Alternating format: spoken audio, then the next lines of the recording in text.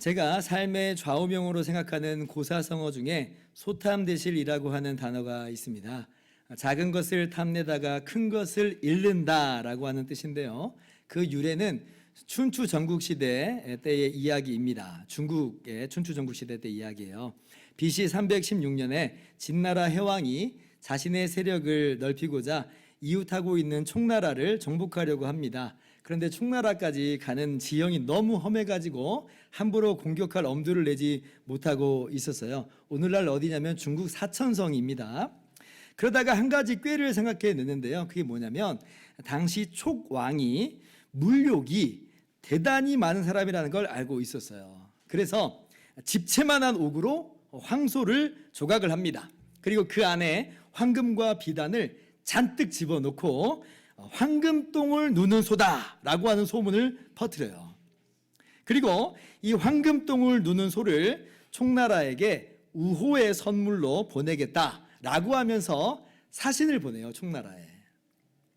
근데 이제 총나라의 사신이 딱 가서 하는 말이, 이 크고 귀한 황금똥을 누는 소를 선물하고 싶은데 길이 너무 좁고 험해서 가지고 올 수가 없으니 어떻게 하면 좋을지 모르겠다, 이렇게 하는 거예요. 촉왕도 이 황금똥을 누는 소에 대한 소문을 익히 들어서 알고 있었습니다. 그런데 그걸 선물로 보내준다고 하니까 얼마나 마음이 설렜겠어요. 그래서 황금똥을 누는 소가 들어올 수 있는 큰 길을 만들어줘요. 그리고 마침내 이제 황금똥을 누는 소가 총나라에 들어가게 됐습니다. 진나라 해왕이요, 특수 제작한 수레에다가 이 황금똥을 누는 소를 싣고, 그리고 각종 예물을 잔뜩 실어서 보내요. 여러분, 근데 이렇게 이 귀한 것을 보낼 때는 그냥 뭐 수레만 딸랑 보내겠어요? 아니죠. 약탈의 위험이 있을 수 있으니까 그것을 보호한다는 구실로 중무장한 군인들을 호위로 붙여서 함께 보내는 겁니다. 아직까지 촉왕은 사태를 파악을 못하고 있는 거예요. 사태를 파악하지 못하고 지금 황금똥을 누는 소를 얻고자 하는 마음으로 들떠가지고 성문을 활짝 열어서 맞아들여요. 어떻게 됐겠어요? 총나라가 그 길로 망했습니다. 그 길로 망했어요. 황금똥을 얻는다는 그 하나의 욕심 때문에 나라가 망하는 일이 있었다라고 하는 거예요. 소탐대실이라. 그러니까 작은 것에 연연하여 앞길을 내다보지 못하는 어리석음을 일컫는 말로 그때부터 사용이 되었던 것입니다. 오늘 열왕기상 2장을 보면 마치 그러한 어리석은 사람의 모습을 우리가 발견하게 되는데요. 그 사람이 누구냐면 다윗 왕의 넷째 아들이요, 지금 솔로몬 왕의 이복형인 아도니아예요. 하나님께서 일찍이 다윗 왕에게요, 장차 솔로몬이라고 하는 아들이 내게서 태어날 텐데 그가 왕이 되어서 이스라엘에게 평안을 가져다 줄 것이다, 이렇게 약속을 하십니다. 그리고 솔로몬이 태어나는 거예요. 그리고 다윗 왕이 이 솔로몬이 태어난 이후에 솔로몬의 어머니인 바세바에게 뭐라고 약속을 해주냐면 솔로몬이 왕이 될 거라고 맹세하면서 약속해 줍니다. 하나님 그렇게 말씀하셨으니까. 그런데 어찌된 영문인지 시간이 한참 흘렀음에도 불구하고 다윗 왕이 그 이후에 별다른 조치를 취하지를 않아요. 우리 같으면 어떻게 했겠어요? 세자 책봉식, 뭐 사극 같은 거 보면 그러잖아요. 세자 책봉식 같은 거 하고 그리고 후계자 수업도 열심히 시켰을 것 같은데, 그런데 성경을 보면 전혀 그러한 내용이 나와 있질 않아요. 안 그런 것 같아요, 오히려. 그래서 그 틈을 타서 다윗의 아들 중에서 아마도 가장 최연장자였던 아도니아가 자기가 왕이 되겠노라고 세력을 모읍니다. 이게 열왕기상 1장 내용이었죠. 그런데 이러한 아도니아의 시도가 무의로 돌아갑니다. 아도니아가 이제 왕이 되겠다고 요압, 군사령관 요압도 초청하고 또 제사장 아비아달도 초청하고 이런 유력한 사람을 모아놓고 잔치를 벌이거든요. 근데 바로 그날에 다윗이 오히려 그 소식을 듣고는 솔로몬을 전격적으로 당일에 즉위를 시켜버려요. 솔로몬이 그날의 왕이 됐어요. 그러니까 아도니아 입장에서는 닥쳤던 개 같은 그런 모습이 된 거죠. 입맛만 다실 수밖에 없는 상황이 돼버린 거예요. 이미 왕으로 돼버렸으니까. 근데 지금 사실은 그 정도만이 아닙니다. 지금 아도니아의 목숨이 지금 어떻게 된 거예요? 경각간에 달리게 된 거예요. 왜냐하면 지금 그 잔치에서 뭐라고 지금 외치고 있었냐면 아도니아 왕 만세 이러고 있었거든요. 그러니까 왕을 참칭하고 있었던 거예요. 여러분 그 말이 무슨 얘기예요? 지금 진짜 왕은 누가 됐어요? 솔로몬이 진짜 왕이 됐는데 그 솔로몬 왕을 위협하는 세력이라는 말이 돼버린 거예요. 그러면 이 솔로몬 입장에서는 이건 가만히 놔둘 수가 없는 그런 상황이 된 것입니다. 그래서 아도니아가 솔로몬의 즉위 소식을 듣고 얼마나 소스라치게 놀랐는지 이 성막으로 도망을 가죠. 성막으로 도망가가지고 제단불을 붙잡습니다. 그래놓고 이제 솔로몬에게 나를 제발 살려주십시오. 목숨만 살려주십시오. 이렇게 목숨을 구걸하게 돼요. 그러니까 이제 솔로몬이 일단은 용서를 해줍니다. 그것이 이제 열왕기상 1장 52절 말씀인데요. 보세요. 솔로몬이 이르되 그가 만일 선한 사람일진데 그의 머리털 하나도 땅에 떨어지지 아니하려니와 그에게 악한 것이 보이면 죽으리라 하고. 살려주긴 살려준다. 그런데 조건이 하나 붙어 있죠. 그가 만일 선한 사람일진데, 이제 이게 조건이에요. 이제 이게 원문상으로 직역을 하면 어떻게 직역을 할 수 있냐면, 만약 그가 가치 있는 사람으로 된다면, 이런 뜻이에요. 가치 있는 사람으로 된다면. 여러분 솔로몬 왕에게 가치 있는 사람이라고 하는 말은 무슨 의미겠어요? 충성스러운 신하가 된다면, 이런 뜻으로 이해가 될 수 있는 겁니다. 헛된 야욕을 버리고 왕궁일에 손 떼고 말 잘 들으라는 거예요. 솔로몬이 왕이에요. 이제 말 잘 들으라. 이렇게 해서 아도니아가 목숨을 간신히 부지하게 되는 거죠. 그런데 그러던 어느 날 이제 다윗이 얼마 안 있다가 나이가 많아서 세상을 떠납니다. 그런데 그 이후에 아도니아가 어떤 요청을 하냐면 솔로몬에게 가서 요청 한 가지를 해요. 뭐냐면요, 다윗 왕을 수종들었던 수넴 여인 아비삭을 자신의 아내로 맞아들이고 싶다는 거예요. 아도니아가 솔로몬의 어머니인 밧세바에게 찾아가서 이렇게 이야기합니다. 2장 17절을 보시면 그가 이르되 청하건대 솔로몬 왕에게 말씀하여 그가 수넴 여자 아비삭을 내게 주어 아내를 삼게 하소서. 왕이 당신의 청을 거절하지 아니하리이다. 지금 아도니아가 아비삭을 자신의 아내로 삼고 싶다는 거예요. 아도니아가 왜 이런 요청을 하는지에 대해서 성경이 그 이유를 명확하게 밝혀주진 않고 있습니다만은, 그런데 정황을 살펴보면 대략 두 가지 정도로 생각을 해볼 수 있습니다. 먼저는 뭐냐면 아비삭이 너무 예뻐가지고 아도니아가 마음에 들은 것이 그 이유 중에 하나가 될 수가 있습니다. 열왕기상 1장을 보면요, 아비삭에 대한 묘사가 나오는데요, 이렇게 기록이 되어 있어요. 1장 4절 이 처녀는 심히 아름다워 그가 왕을 받들어 시중들었으나 다윗 왕을 받들어 시중들었으나 왕이 잠자리는 같이 하지 아니하더라. 여러분 사실요, 아비삭에 대한 세부 묘사가 있을 이유가 없어요. 동원되지 않아도 성경을 이해하고 해석하는 데 있어서 전혀 상관이 없습니다. 왜냐하면 이 여인이 나중에 뭔 일을 어떻게 했건 그런 내용이 전혀 하나도 안 나와요. 오직 딱 두 개만 기록되는데, 하나는 다윗 왕을 시종들었다는 거하고 하나는 아도니아가 이 여인을 구했다는 것, 이 두 가지 케이스만 유일하게 언급이 됩니다. 그러니까 구체적으로 이렇게 묘사할 필요가 없다는 거예요. 그런데 이렇게 묘사했다는 것은 그건 무슨 의미겠어요? 아도니아의 행동을 설명하는 이유로서, 그 배경으로서 기록됐다라고 하는 것이 합리적이겠죠. 왜 아도니아가 오늘 이런 행동을 했는가? 그것은 다름 아니라 아비삭이 심히 아름다운 여인이라서 그랬다는 거예요. 아, 목사님, 뭐 그럴 수도 있죠. 진짜 경국지색이었나 보네요. 예, 그래서 기록이 된 거예요. 자, 그런데 우리가 여기서 한번 좀 생각해 봐야 될 게 있어요. 자, 아무리 그렇기로서니 과연 아도니아의 이런 요청이 아무런 문제가 없다는 거냐? 과연 이 행동이 아까 솔로몬이 말한 것처럼 이게 충성스러운 신하의 모습인 거냐라고 하는 거예요.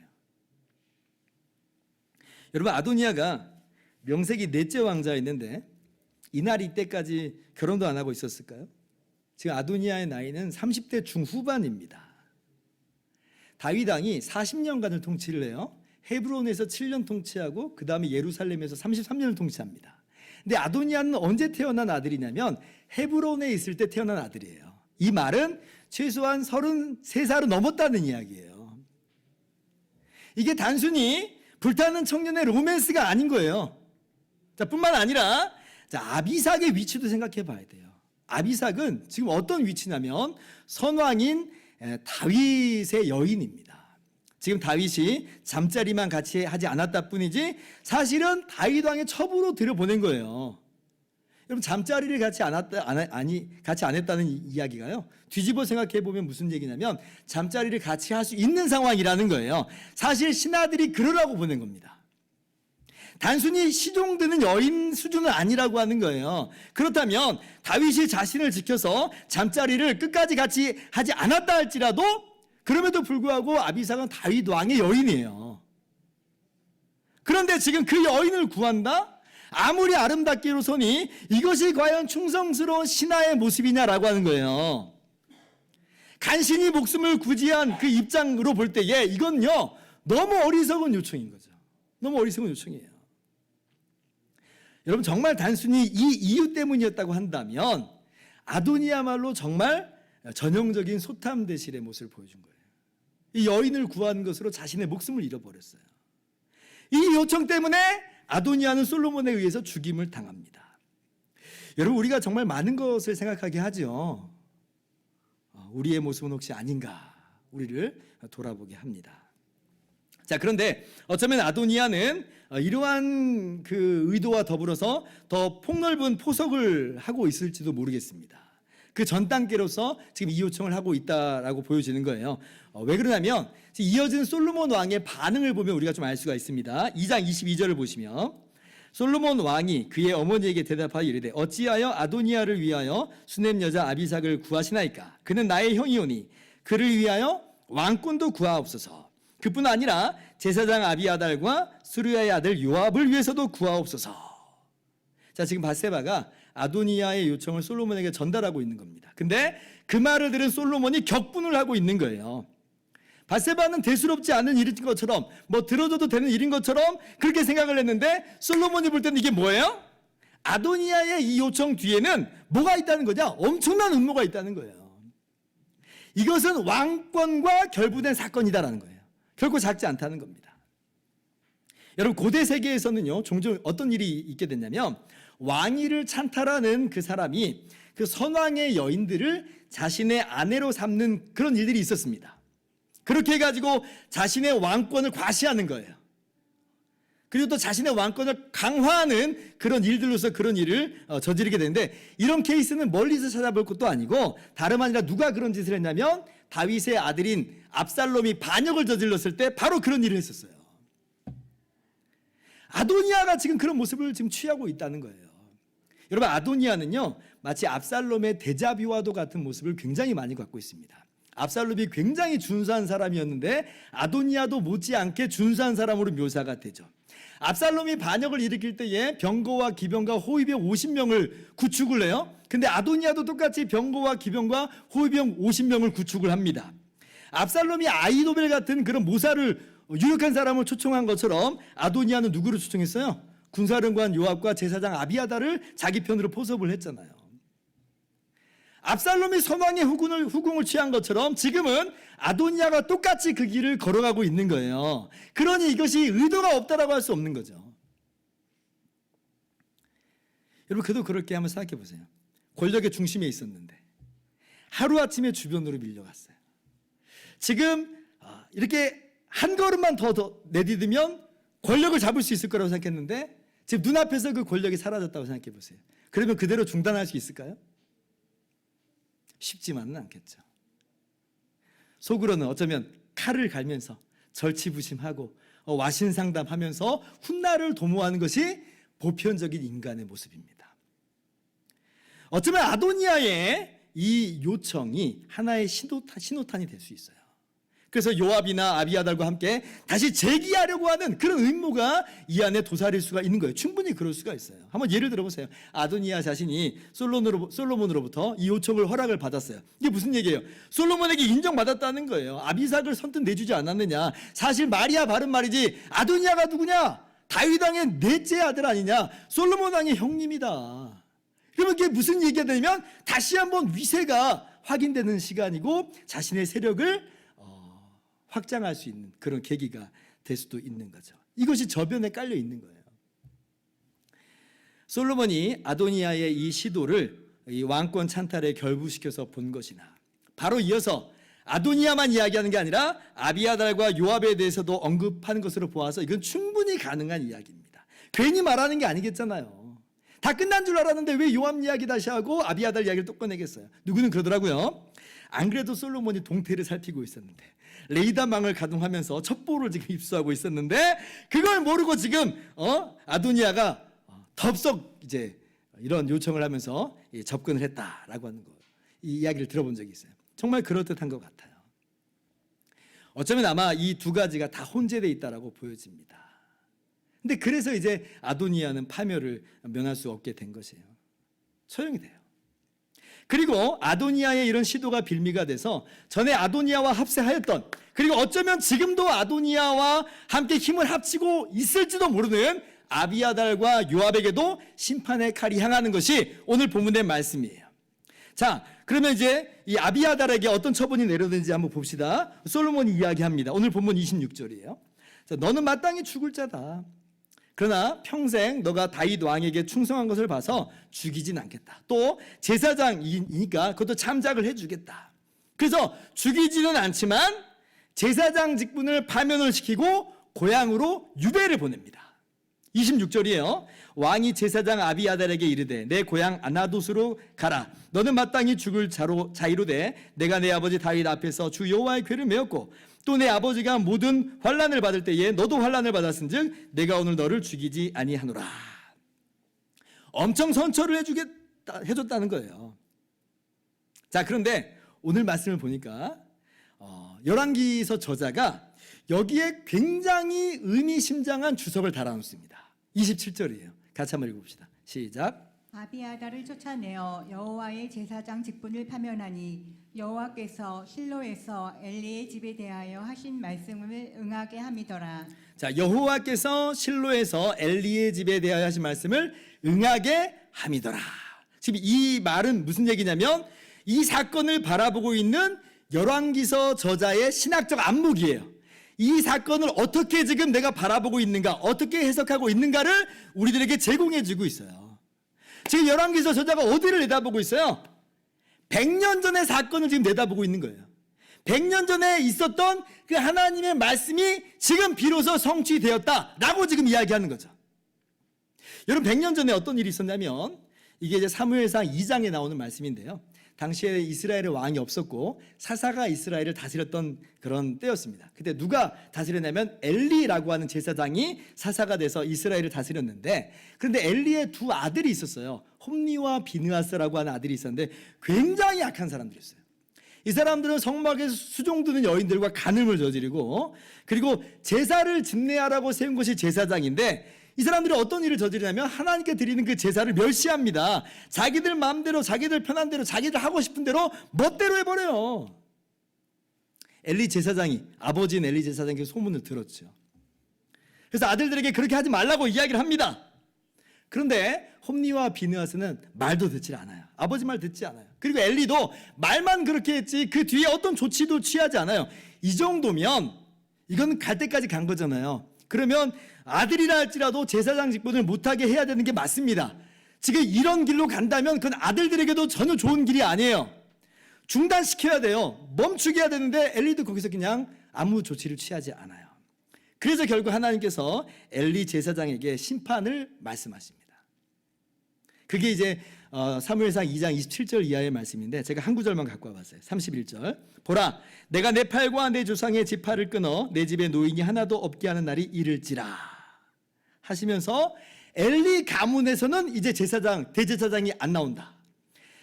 엘리 가문 말고 별다른 충실한 제사장 가문을 세우겠다라고 하나님께서 심판을 말씀하세요. 그런데 100년 동안 아무런 일이 없었던 것처럼 보여요. 그냥 엘리 가문이 계속해서 제사장 역할을 감당하는 것으로 보여왔습니다. 그런데 100년이 지난 이때에 솔로몬의 때에 이르러서 엘리의 후손인 아비아달에게 이 말씀이 그대로 성취되는 거예요.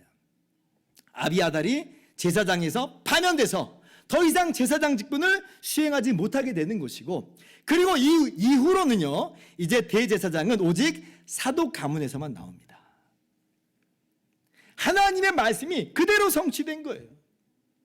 굉장히 지연된 것처럼 보였죠. 더딘 것처럼 보였어요. 100년 동안 별다른 일이 없는 것처럼 보였어요. 그러나 오늘 열왕기서가 분명히 우리에게 이야기해 준 바가 뭐냐면 봐라! 하나님의 말씀은 반드시 그대로 이루어지지 않느냐 하고 우리들에게 말씀하고 있어요.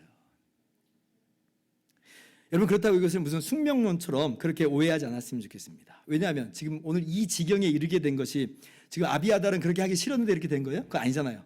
아비아달이 순전히 제사장 직분을 망각하고 자기가 아도니아 편에 붙어가지고 지금 행세한 것 때문에 이 사단이 난 거예요. 자기 잘못이에요. 여러분, 아니 제사장이 제사장 직분만 충실하게 수행하면 되는 거지 왜 아무런 문제없는 상황 속에서 괜히 아도니아 편에 붙는 거예요? 왜 그래요? 왜 일을 그렇게 지금 추진하고 있어요? 왜 힘을 행사하려고 들어요?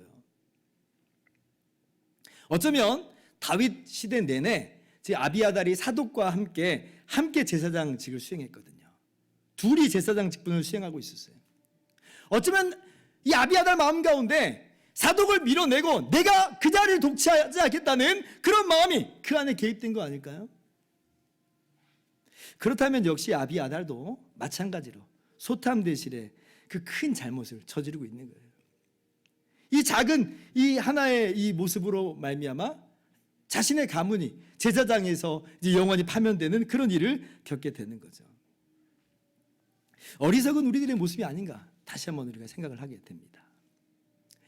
자, 그리고 이제 장면은 요압에게로 옮겨집니다. 아도니아는 처형당하고 아비아달은 지금 귀양 보내줬다는 소식이 요압에게 들려졌어요. 자, 그러면 어쩌면 요압이 지은 죄가 없으면 뭐 그런가 보다 하고 그랬을 것 같아요. 아마 대부분의 사람은 그런가 보다 그러고 있었겠죠. 그런데 요압은 어때요? 그 소문을 듣자마자 성막으로 도망을 쳐가지고 아도니아가 했던 것처럼 똑같이 제단불을 잡아요. 이게 무슨 얘기예요?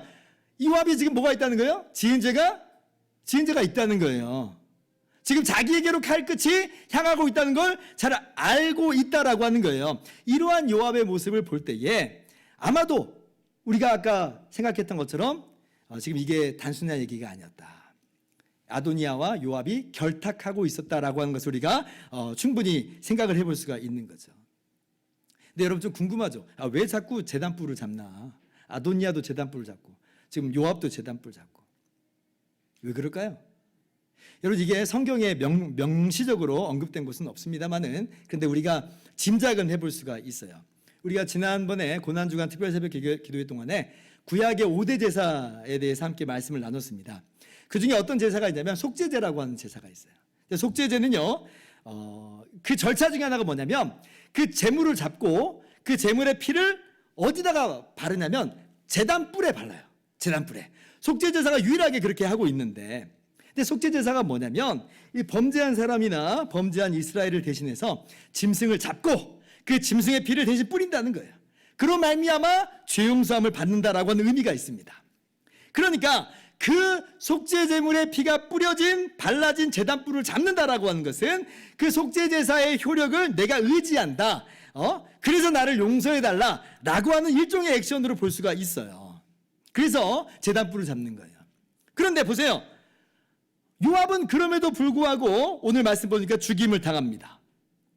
아도니아는 일단 제단뿔을 잡는 것으로 용서함을 받았는데 근데 왜 요압은 제단뿔을 잡았음에도 불구하고 죽임을 당했을까요?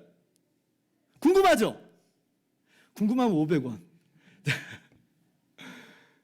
그거는요, 우리가 두 가지를 다 이제 생각해 볼 수가 있는데요. 첫 번째는 이건 요압의 말을 그대로 돌려준 것이다 라고 할 수가 있어요. 자, 30절 이하를 봅시다. 분하야가 여호와의 장막에 이르러 그에게 이르되 왕께서 나오라 하시느니라. 그가 대답하되 아니라 내가 여기서 죽겠노라. 지금 요압이 지금 어떤 생각을 하고 있냐면 자신이 지금 성막으로 도망쳤는데 내가 지금 제단뿔을 잡고 있는데 설마 여기서 나를 죽이진 못할 거야 라고 하는 생각을 갖고 있는 거예요. 그래서 죽일 테면 죽여봐라 라고 이야기하는 거예요. 이 말이 내가 여기서 죽겠노라예요. 분하야가 돌아가서 왕께 아뢰어 이르되 요압이 이리이리 내게 대답하더이다. 그러니까 솔로몬이 어떻게 해요? 31절 같이 읽어봅시다. 시작. 왕이 이르되 그의 말과 같이 하여 그를 죽여 묻으라. 그의 말과 같이 하여 그를 죽여라. 뭐요? 말대로 하라는 거예요. 말대로. 여기서 죽겠노라 했으니 그 말대로 거기서 죽여라 하는 거예요. 그대로 해줘라. 그래서 우리가 좀 섬찟하죠. 아이고, 우리가 입술을 조심해야 되겠구나. 우리 말대로 돌아오는구나. 사실 그런 의미가 있어요. 그래서 우리가 우리의 입술을 굉장히 조심해야 되는 부분들이 있습니다. 자, 그런데 더 중요한 이유가 있어요. 계속해서 읽어봅시다. 31절 하반절에요. 요압이 까닭 없이 흘린 피를 나와 내 아버지 집에서 너가 제하리라. 32절 같이 읽습니다. 시작. 여호와께서 요압의 피를 그의 머리로 돌려보내실 것은 그가 자기보다 의롭고 선한 두 사람을 쳤음이니 곧 이스라엘 군사령관 넬의 아들 아브넬과 유다 군사령관 예델의 아들 아마사를 칼로 죽였음이라. 이 일을 내 아버지 다윗은 알지 못하셨나니. 자, 왜 처형을 했다라고 지금 이야기를 하고 있냐면 지금 아도니아를 따랐다는 것 때문에 처형한다는 거 아니라는 거예요. 왜 지금 요압을 지금 처결을 하냐면 이것은 일전에 요압이 권력에 눈이 멀어 두 사람을 살해한 일이 있었는데 지금 바로 그 일로 심판을 받는 것이다 라고 하는 거예요. 그래서 제단에 있더라도 끌어내서 거기서라도 죽여라. 그 죄값을 받게 하라는 겁니다. 출애굽기 21장 14절에 하나님께서 예전에 이미 율법을 주실 때 이런 말씀을 하셨어요. 사람이 그의 이웃을 고의로 죽였으면 너는 그를 내 제단에서라도 잡아내려 죽일지니라. 제단에 있다 할지라도 제단불을 잡는다 할지라도 고의로 이웃을 죽인 사람에게는 그 죄값을 돌아가게 하라는 거예요.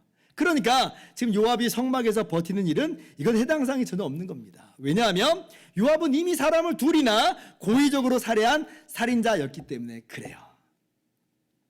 그런데 여러분 이 일이 언제적 일이냐면 무려 33년 전 이야기입니다. 요압이 아브넬을 죽인 이 사건은 33년 전에 다윗이 왕위에 있을 때 이야기예요. 근데 이제 다윗 왕은 이런저런 역학관계 때문에 이 문제를 해결을 못합니다. 그러나 솔로몬은 걸릴 게 없어요. 걸릴 게 없는 거예요. 그래서 공의의 심판을 지금 요압에게 행하고 있어요. 여러분들 보세요. 33년 동안 정말 이 집행되지 않았던 이 공의의 심판이 지금 솔로몬의 손에 의해서 지금 해결이 되고 있더라. 오늘 본문 말씀이 우리들에게 주는 귀한 교훈이에요. 이대로 묻혀버릴 줄 알았는데, 이대로 끝날 줄 알았는데, 그건 없는 일로 그냥 하는 줄 알았는데 전혀 그렇지 않다는 거예요. 비록 33년이 지났지만 그럼에도 불구하고 하나님의 공의로운 심판은 솔로몬의 손에 의해서 진행되더라 라고 하는 것이 오늘 본문의 말씀입니다. 그러므로 오늘 말씀을 통해서 우리에게 주시는 귀한 적용점은 바로 이것이에요. 첫 번째는 제가 지금껏 말씀드린 것처럼 우리가 앞날을 제대로 내다보지 못하고 소탐대실에 그 어리석음을 쫓아가는 것을 오늘 말씀이 경계하고 있죠. 이 사람들이 비참한 말로를 보고 그런 어리석음을 따라가지 말라라고 하는 것을 분명하게 말씀하고 있어요. 두 번째는 뭐냐면 하나님의 공의로운 심판은 반드시 실현되고야 만다라고 하는 것을 오늘 우리들에게 분명히 교훈하고 계십니다. 우리가 그것을 알아야 돼요. 아무리 지금은 보류된 것처럼 보이고 지금은 지연된 것처럼 보이고 심지어 폐기된 것처럼 보일지라도 결코 그렇지 않다는 것이죠. 엘리 제사장 가문에 내려진 심판이 지금 100년 만에 실현된 것 보세요. 요압에 대한 공의로운 심판이 33년 만에 실현된 것 보세요. 여러분 솔로몬이라고 하는 인간 군주에 의해서도 그러할진데 하물며 모든 것을 아시고 모든 것을 하실 수 있는 하나님의 심판을, 하나님의 공의로우신 심판을 누가 피할 수 있단 말인가? 그런데 지금 당장의 모습만 보고 하나님이 없다라고 한다든지 하나님의 심판이 어디 있냐고 한다든지 그런 사람이 있다면, 그래서 악을 행하기에 대범한 사람이 있다면 그 사람은 정말 어리석은 사람이라고 하는 거예요. 오늘 말씀은 행여나 그러한 유혹 가운데 노출된 우리들에게 주시는 귀한 경계의 말씀입니다. 우리가 어떤 삶을 살아가고 있는가를 돌아보라는 거예요. 솔로몬이 기록한 전도서에서는 아주 명확하게 지혜를 교훈하고 있습니다. 전도서 11장 9절 말씀 보세요. 청년이여 내 어린 때를 즐거워하며 내 청년의 날들을 마음에 기뻐하여 마음에 원하는 길들과 내 눈이 보는 대로 행하라. 그러나 하나님이 이 모든 일로 말미암아 너를 심판하실 줄 알라. 내 마음대로 살라는 거예요? 아니라는 거예요. 하나님이 심판하실 줄 알라. 전도서의 제일 마지막 구절, 전도서 12장 14절에 다시 한번 말씀하죠. 같이 읽습니다. 시작. 하나님은 모든 행위와 모든 은밀한 일을 선악간에 심판하시리라. 여러분, 이게 지혜라는 거예요. 이게 지혜다. 지혜로운 사람은 이것을 유념해야 된다는 거예요. 여러분, 지금 다른 사람도 아닌 오늘 공의로운 심판의 도구로 일하고 있는 솔로몬의 교훈이기 때문에 이게 더 마음에 와닿아요. 우리가 그 케이스를 지금 목도하고 있는 거거든요. 여러분, 세상의 유혹과 시험이 정말 거셉니다. 그것이 가져다 줄 떡은 정말 너무 크게 보이고 하나님의 공의로우신 심판은 너무 아련하고 멀게만 여겨집니다. 그러니까 우리가 마구마구 흔들리죠. 당장 그때마다 공의로우신 심판이 이루어지면, 보응이 이루어진다면 우리가 안 그럴 텐데, 그런데 너무 지연되는 것처럼 보이는 상황이 많아요. 심지어 어떤 사람들은 죽는 그날까지도 악한 사람인데도 불구하고 태평하게 살다가 가니 내가 하는 노력과 수고가 무슨 의미가 있는가? 허무함과 허탈함이 우리 가운데 찾아올 때가 있어요. 그러다 보면 우리도 흔들리죠. 내가 이렇게 살아서 뭐하나? 나도 혹시 저렇게 살아볼까? 라고 하는 욕심이 우리 가운데 들어요. 여러분, 이 땅에서의 삶이 전부라고 한다면 그런 마음에 들 법합니다. 그러나 오늘 말씀을 우리가 마음 가운데 새기시기를 바랍니다. 하나님의 심판은, 하나님의 공의로우신 심판은 반드시 실현됩니다. 물론 지금 당장 이 세상에서 이루어지지 않는 것처럼 보일 때도 있지만 우리는 분명히 성경에서 알듯이 영원한 하나님의 나라가 있다는 걸 알아요. 하나님의 그 심판이 그때에 우리 앞에 놓여지게 된다는 것을 우리는 분명히 알고 있습니다. 그래서 오늘 말씀 통해서 우리의 정말 아둔한, 우리의 가려졌던 눈이 떠지는 거예요. 아, 맞아, 하나님의 영원하신 심판이 있었지. 정신 차리자. 이 땅에서의 심판의 유무 때문에 내가 지금 흔들리는 마음이 있었는데 하나님의 영원하신 심판을 생각하면서 정신 차리자. 하나님의 공의로우신 심판은 반드시 이루어지므로 이 땅에서는 물론이고 이 땅이 아닐지라도 하나님의 영원하신 그 나라 안에서 분명히 있을 것이니 네가 지금 저기 따라가다가는 그건 망하는 길이야. 소탐대실하지 말자. 하나님의 말씀에 귀를 기울이며 하나님 말씀에 순종하면서 살아가시는 저와 여러분 되기를 바랍니다. 오늘 말씀을 마음 가운데 새기면서 그렇게 이 한 주간을 주님과 동행하면서 사시면서 그렇게 지혜로운 삶을 살아가시는 저와 여러분 되기를 주님의 이름으로 축원합니다. 우리 함께 찬양하고 기도하는 시간을 갖도록 하겠습니다. 주의 인자는 끝이 없고라고 하는 찬양인데요. 제가 말씀을 준비하면서 사실 한 가지 질문이 머리에서 떠나질 않았어요. 그게 뭐냐면 다윗도 살인자였는데? 라고 하는 생각이었어요. 요압이나 다윗이나 뭐가 달라? 다윗도 간음죄를 저지르고 또 살인교사 죄를 저질렀잖아요. 그런데 다윗은 용서함을 받아요. 요압은 지금 처형을 당하는데 무엇이 이 차이를 가져왔는가? 여러분, 그것은 다른 것이 아니고 다윗은요, 상한 심령으로 하나님께 지은 죄 자복하고 회개했다는 거예요. 그게 유일한 차이예요. 우리가 볼 땐 차이가 없어 보이지만 하나님은 차이가 있다 말씀하세요. 그리고 다윗을 용서하세요. 이게 무슨 얘기냐면 그만큼 우리를 용서하시는 바 우리 주님이 대신 흘리신 피가 강력하다는 거예요. 그 피가 우리를 용서하세요. 아도니아가 요압이 제단불을 잡았을지언정 그것은 정말 우리 주님의 은혜와 사랑과 그 십자가를 잡은 게 아니에요. 형식만, 모양만 잡은 것 뿐이에요. 정말 제단불을 잡는 건 뭐냐면 상한 심령이에요. 상한 심령. 하나님, 저 정말 죄인입니다. 통회하는 마음이 제단불을 잡는 거예요. 주님의 은혜 아니면 난 정말 죽을 수밖에 없습니다. 주님의 십자가 아니면 난 정말 망할 수밖에 없습니다. 이게 진짜 제단불을 잡는 것이에요. 이게 정말 십자가를 잡는 거예요. 그리고 하나님께서는 그것으로 차이가 있다 말씀하시는 거예요. 왜냐하면 우리 주님께서 우리를 대신해서 공의로우신 심판을 받았기 때문에 그렇습니다. 하나님의 공의가 없어진 게 아니라 우리를 향하신 하나님의 공의의 심판이 예수 그리스도께 쏟아졌기 때문에 그래요. 여기까지 보셔야 돼요. 그래서 우리는 오늘 말씀을 통해서 단순히 다짐하는 게 아니라 하나님의 은혜로 나가게 돼 있어요. 주의 인자가 얼마나 끝이 없는지. 사실 아도니아나 요압이나 아비아달이나 우리나 차이가 없는데 우리가 뭐가 달라요? 그러나 예수 그리스도 안에서 우리를 용납하여 주시니 너무 감사합니다. 우리 오늘 이 시간에 그렇게 하나님의 은혜까지 나아가도록 합시다. 주의 인자는 끝이 없고 주의 인자는 끝이 없고 그의 자비는 무궁하며 아침마다 새롭고 늘 새로우니 주의 성실이 금이라 성실하신 주니 주의 사랑은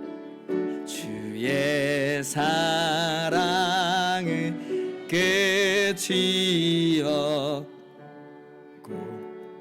그의 공의는 영원하며 아침마다 새롭고 늘 새로우니 주의 성실이 금이라 성실하신 주의 보호는 끝이 없고 주의 보호는 끝이 없고 그의 말씀은 풍성하며 아침마다 새롭고 늘 새로우니 주의 성실이 금이라 성실하신 주